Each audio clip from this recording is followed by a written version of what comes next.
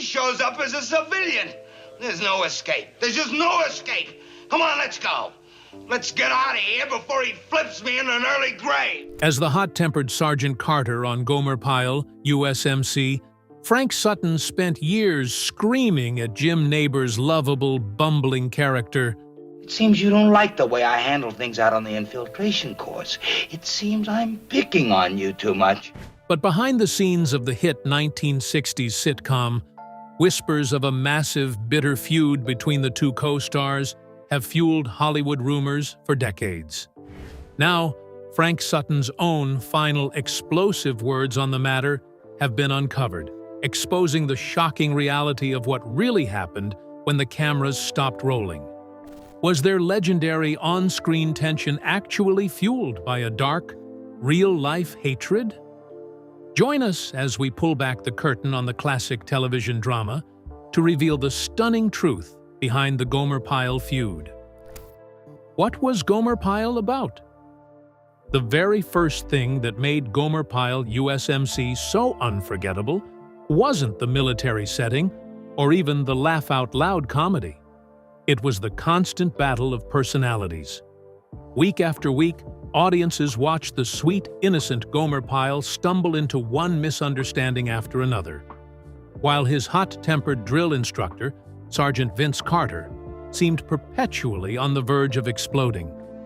Their arguments felt so convincing that, before long, many viewers began wondering whether there was more truth behind those fiery exchanges than anyone was willing to admit. It was a question that would linger for decades. But before separating rumor from reality, it's important to understand how this unlikely television partnership became one of the biggest success stories of the 1960s. Ironically, none of it was supposed to happen. When Jim Nabors first appeared as Gomer Pyle on The Andy Griffith Show, he wasn't being introduced as television's next breakout star. In fact, the character had only been written for a single appearance. Gomer was a simple gas station attendant from Mayberry with an unmistakable country charm, an innocent outlook on life, and catchphrases that audiences immediately embraced. The role itself was inspired by someone one of the show's writers had once met, and even the character's unusual name came from combining the names of writer Gomer Cool and actor Denver Pyle. What nobody expected was the overwhelming reaction from viewers. Instead of fading into the background after one episode, Gomer quickly became one of the most beloved characters on television. His popularity kept growing with every appearance, and before long, the network realized they had something much bigger on their hands. Rather than letting the character remain in Mayberry, the decision was made to send him somewhere no one expected: a United States Marine Corps training camp. That single decision changed television history. In May 1964, audiences watched Gomer leave the familiar streets of Mayberry behind as he reported for Marine training. The episode served as a bridge between two shows, quietly setting the stage for what would become Gomer Pyle, U.S.M.C., which officially premiered later that year on CBS. At first, the series almost carried a much simpler title, Gomer, before producers expanded it to Gomer Pyle and eventually settled on the now iconic Gomer Pyle, U.S.M.C. The premise sounded almost too simple to become a hit. What happens when one of the kindest, most trusting men imaginable is dropped into one of the strictest environments in America? The answer turned out to be comedy gold.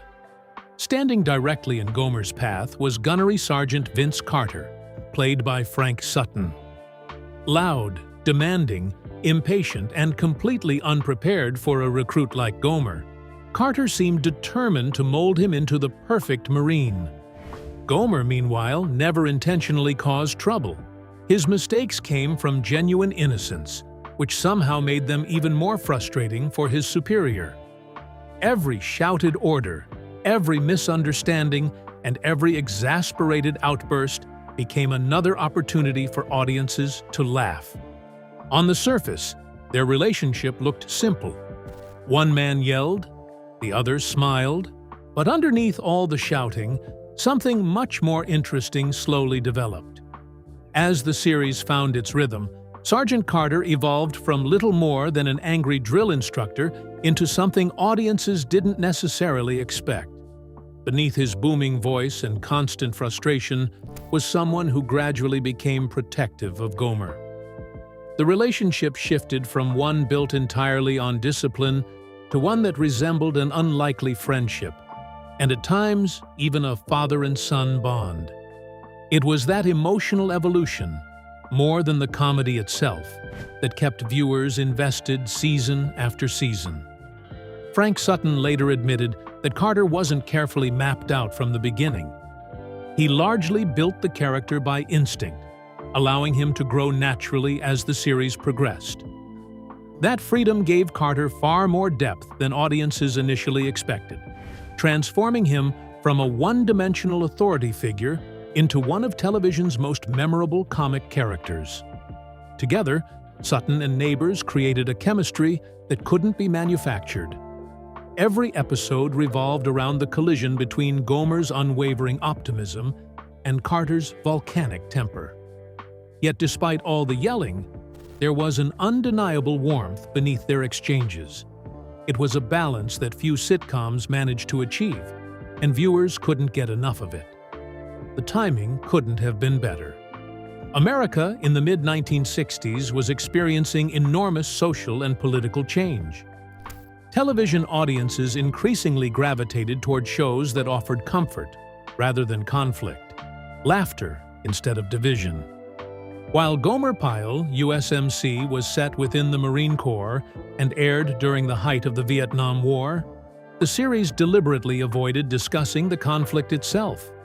Instead, it focused on timeless stories about friendship, kindness, misunderstandings, and the simple belief that decency could overcome almost anything.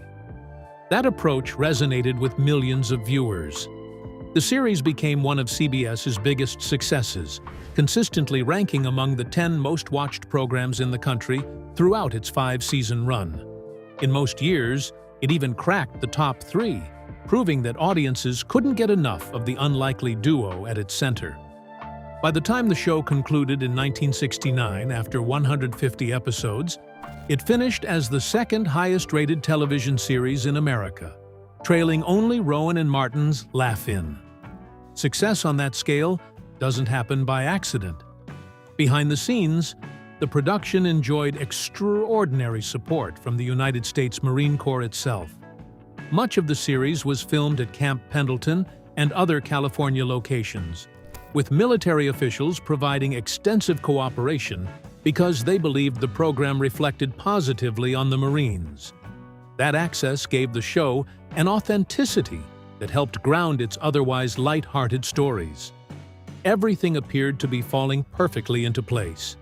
Jim Nabors became one of television's most recognizable faces, while Frank Sutton's unforgettable performance turned Sergeant Carter into one of sitcom history's greatest straight men. Supporting cast members came and went over the years, but the show's foundation never changed. As long as Gomer and Carter shared the screen, audiences knew exactly what kind of laughter they were about to enjoy. Eventually, however, even the biggest hits reach a crossroads. Approaching 40 years old, Nabors began feeling that he had taken Gomer Pyle as far as he could. Rather than continue playing the same character indefinitely, he decided it was time to pursue new opportunities. Despite advice from people who believed he should stay with the series, Nabors chose to end the show after 5 seasons and move on to the Jim Nabors Hour, a variety program that showcased not only his comedic talent, but also his remarkable singing voice. Interestingly, one familiar face came along for the ride. Frank Sutton continued working alongside Nabors on the new series, appearing in comedy sketches alongside him and fellow Gomer Pyle co-star Ronnie Schell. For anyone looking only at their professional choices, it hardly looked like the behavior of two men who couldn't stand each other. And yet, that didn't stop the rumors.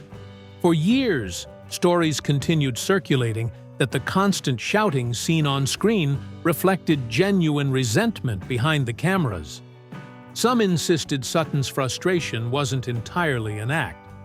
Others claimed Nabors secretly disliked working with his loud, demanding co-star. The more iconic their performances became, the more people blurred the line between fiction and reality. It was an easy story to believe. After all, when two actors make conflict look that convincing, audiences often assume they're drawing from real emotions. But as we'll soon discover, what people thought they saw wasn't necessarily what was happening once the director called cut. The untold story of Frank Sutton. Long before millions of television viewers knew him as the red-faced drill instructor constantly shouting at Gomer Pyle, Frank Sutton had already lived a life that was far more remarkable than most people realized. In many ways, the toughness audiences saw on screen wasn't something he had to invent. It was shaped by years of determination, discipline, and overcoming disappointment. Looking back, it's almost ironic that the man who became television's most unforgettable Marine wasn't even allowed to become one in real life. Sutton was born in Clarksville, Tennessee, but his dream didn't begin in a military camp. It began on a stage. When he was just 9 years old, he stepped into his very first acting role, and the experience stayed with him forever. Years later, Sutton recalled the moment with remarkable clarity, saying that the instant he walked onto the stage, he felt something he had never experienced before. It was warm, exciting, and strangely familiar. Right then and there, he knew exactly what he wanted to do with his life. That passion followed him into East Nashville High School, where he became an active member of the drama club while continuing to sharpen his skills as a performer. Even as a teenager, acting wasn't simply a hobby. It was the future he envisioned for himself, even if getting there would prove far more difficult than he imagined. After graduating in 1941, Sutton returned to his hometown and found work as a radio announcer. It was a respectable job, but history had other plans. With World War II underway, countless young Americans were answering the call to serve, and Sutton wanted to be among them. His first choice was the United States Marine Corps. There was just one problem. Despite his determination, Sutton was rejected because he was colorblind. For someone who genuinely wanted to wear the Marine uniform, the decision was a crushing disappointment. Most people might have accepted defeat, but Sutton wasn't willing to let a medical rejection stop him from serving his country. Instead, he enlisted in the United States Army. What followed was a wartime experience that was every bit as demanding as anything Hollywood could later recreate. Serving in the South Pacific with the 293rd Joint Assault Signal Company of the 6th Infantry Division, Sutton participated in 14 assault landings during the war. It was dangerous, exhausting work that demanded courage under extraordinary circumstances. By the time his military service ended in 1946, he had earned the rank of sergeant before receiving an honorable discharge. It's a remarkable twist of fate that years later, the actor who couldn't become a Marine because of his eyesight would become one of the most recognizable Marines in television history. But before that could happen, Sutton still had another dream to chase. Rather than settle into civilian life, he returned to acting with even greater determination. He enrolled at Columbia University, studying drama while refining the talent he had first discovered as a child. His hard work paid off when he graduated with honors in 1952, giving him both the training and the confidence to compete in an industry where success was anything but guaranteed. The years that followed tested his patience. Throughout the 1950s and the early 1960s, Sutton became one of those dependable character actors whose face audiences recognized, even if they couldn't always remember his name. He appeared in a long list of television dramas, including Route 66, The Twilight Zone, The Fugitive, Gunsmoke, and The Untouchables. He landed supporting roles in films, including the Academy Award-winning Marty, and continued performing on stage whenever the opportunity arose. The work kept coming, but true stardom always seemed just out of reach. Then everything changed with one role. When producers cast Sutton as the fiery gunnery Sergeant Vince Carter in the backdoor pilot for Gomer Pyle, U.S.M.C., they were pairing a serious dramatic actor with Jim Nabors' lovable country innocent. On paper, it seemed like an unusual combination. In reality, it was television magic. Sutton's booming voice, explosive temper, and impeccable comic timing transformed Sergeant Carter into one of the most memorable sitcom characters of the decade. Ironically, after spending years building a career in dramatic roles, it was comedy that finally made him a household name. The success of Gomer Pyle, U.S.M.C., lasted for 5 seasons, and when the series came to an end in 1969, Sutton's partnership with Jim Nabors didn't end with it. He joined the Jim Nabors Hour, appearing regularly in comedy sketches alongside his former co-star. Away from the cameras, Sutton also enjoyed a stable family life. He married soap opera writer Toby Igler in 1946, and together they raised 2 children, Joe and Amanda. While his television character often seemed incapable of relaxing, those who knew Sutton personally described a man who loved performing and never lost his appreciation for the career he had worked so hard to build. Sadly, that career would end far sooner than anyone expected. On June 28, 1974, while preparing to perform in the comedy play Louvre at the Beverly Barn Dinner Playhouse in Shreveport, Louisiana, Frank Sutton suffered a fatal heart attack. He was only 50 years old. His sudden passing shocked friends, colleagues, and fans alike. Yet decades later, Sergeant Carter remains one of television's most unforgettable characters, a role made even more remarkable by the extraordinary journey of the man who brought him to life. The untold secrets of Gomer Pyle, U.S.M.C., that fans never knew. As Gomer Pyle, U.S.M.C. became one of television's biggest hits. Viewers felt like they knew everything there was to know about the series. Every week, they watched Gomer stumble into trouble, Sergeant Carter lose his patience, and somehow, by the end of the episode, everything would work itself out. But behind that familiar formula were plenty of surprising stories that most fans never heard. And some of them make the show even more fascinating today. For starters, the military setting wasn't just clever television magic. When producer Sheldon Leonard set out to make the series, he wanted it to look as authentic as possible. Instead of simply building fake sets and borrowing a few props, the production received extraordinary cooperation from the United States Marine Corps.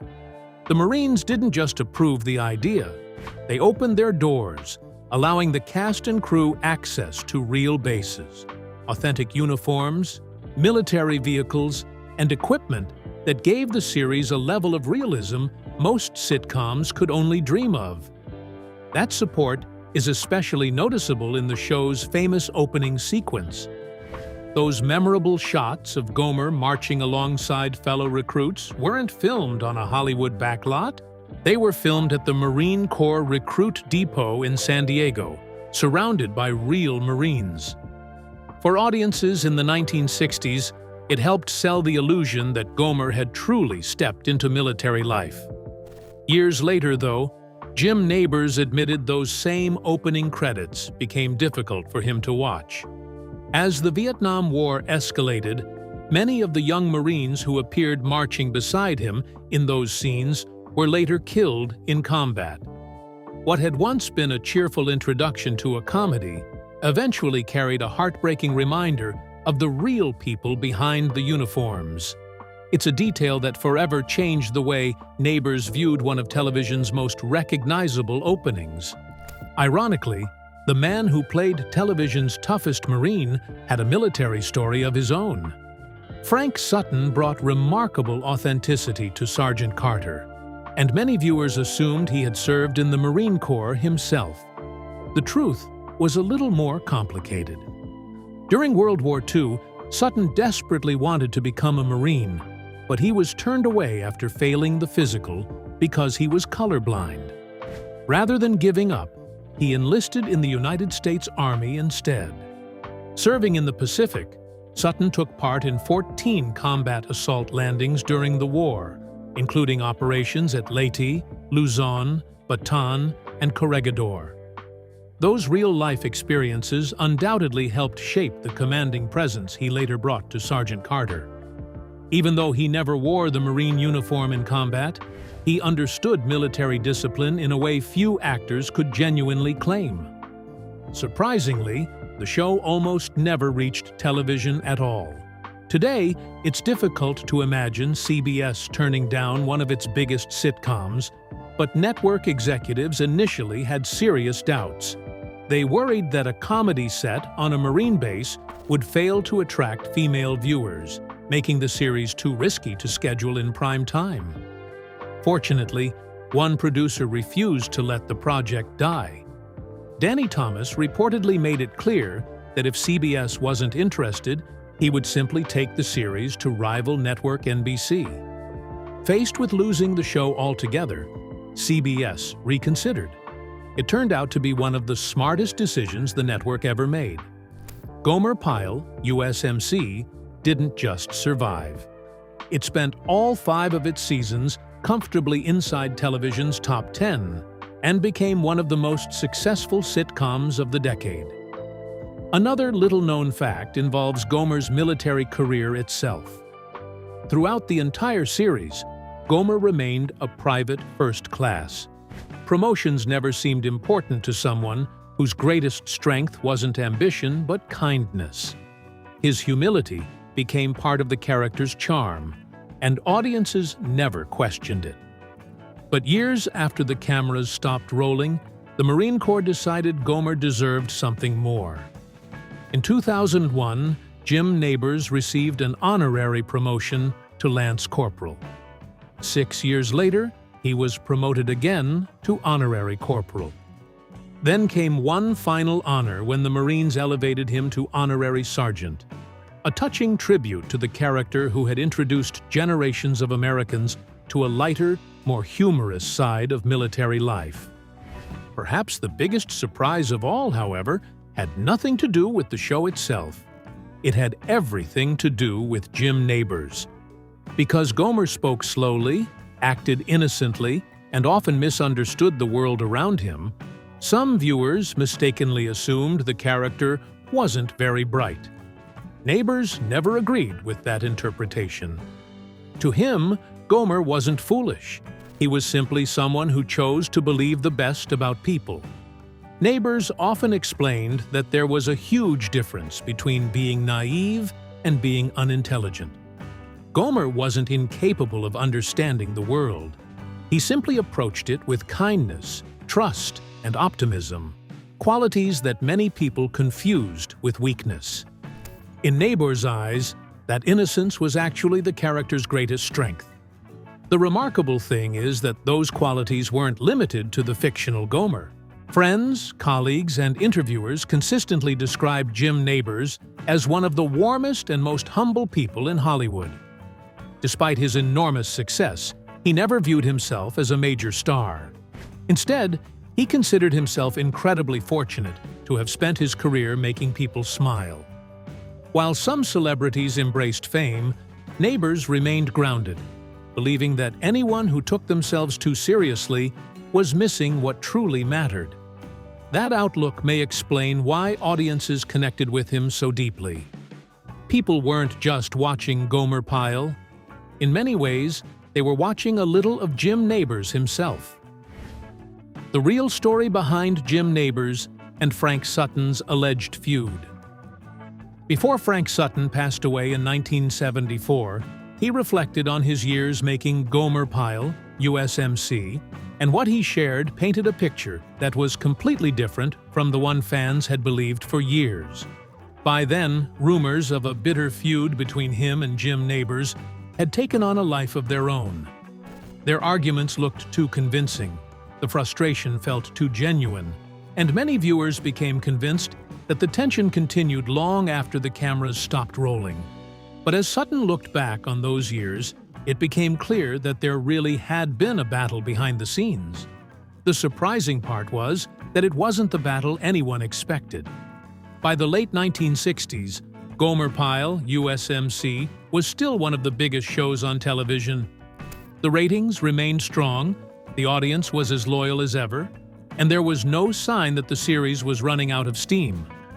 Most people assumed it would continue for several more seasons. Instead, the biggest change came from someone who simply wanted to try something new. After spending 5 years bringing Gomer Pyle to life, Jim Nabors began feeling the pull toward another dream. While television had made him famous, music had always been one of his greatest passions. He had an extraordinary singing voice and wanted the chance to build a variety show that would allow him to combine music, comedy, and guest performances into something completely different from the sitcom that had made him a household name. CBS wasn't thrilled with the idea. From the network's perspective, walking away from one of the highest-rated comedies on television seemed almost impossible to understand. Why leave a proven hit for a format that hadn't been tested? Executives reportedly did everything they could to convince Nabors to stay where he was. But there was one conversation that mattered more than all the meetings with network executives. Frank Sutton had spent 5 years shouting at Gomer as Sergeant Carter. And according to Sutton himself, he also felt it was time for a new challenge. Rather than trying to persuade Nabors to remain on Gomer Pyle, he encouraged him to move forward.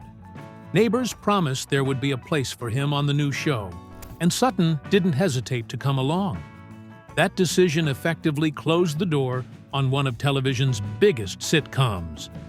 If Sutton had truly disliked working alongside Nabors, it would have been the perfect opportunity to walk away for good. Instead, he chose to continue working with him. A few months later, the Jim Nabors Hour premiered on CBS. The format was exactly what Nabors had envisioned. He finally had the opportunity to showcase the rich baritone voice that audiences loved, while Frank Sutton appeared in the comedy sketches that connected the musical performances. Ronnie Schell also joined the cast, giving viewers a familiar face from Gomer Pyle. At first, everything seemed to be working. The ratings were solid. Audiences embraced the new format, and both men were enjoying the opportunity to explore different kinds of performances after spending years inside the same characters. But behind the scenes, another problem was beginning to grow. Although the Jim Nabors Hour attracted respectable audiences, CBS executives couldn't stop comparing it to Gomer Pyle. Respectable wasn't enough. They wanted another runaway success. So the requests began. First, executives suggested adding more musical performances and reducing the amount of comedy. Then those suggestions became more specific. They wanted less Frank Sutton. Network executives reportedly believed Sutton no longer fit the direction they wanted the show to take. Their solution was to feature more celebrity guests and focus more heavily on Nabors' musical talent. The comedy sketches, and especially Sutton's role in them, became less important in their eyes. Before long, the requests became impossible to misunderstand. CBS wanted Frank Sutton removed from the show altogether. For Nabors, that wasn't simply another production decision. It was personal. Sutton had supported him when walking away from Gomer Pyle meant leaving one of television's biggest successes behind. He had trusted his friend enough to take the risk and start over. Now that same friend was being treated as expendable. Nabors refused. Rather than fire Frank Sutton, he stood by him. It was a decision that carried enormous consequences. Despite maintaining respectable ratings, the Jim Nabors Hour was canceled. The network had reached the point where it was no longer interested in compromising, and the cancellation became part of a much bigger shift taking place across CBS. Television would later remember that period as the Rural Purge. In an effort to appeal to younger, more urban audiences, CBS began canceling a long list of successful programs associated with small-town America. Mayberry RFD, Green Acres, Petticoat Junction, the Beverly Hillbillies, and the Jim Nabors Hour all disappeared during the same sweeping overhaul. Looking back, it's difficult not to notice the irony.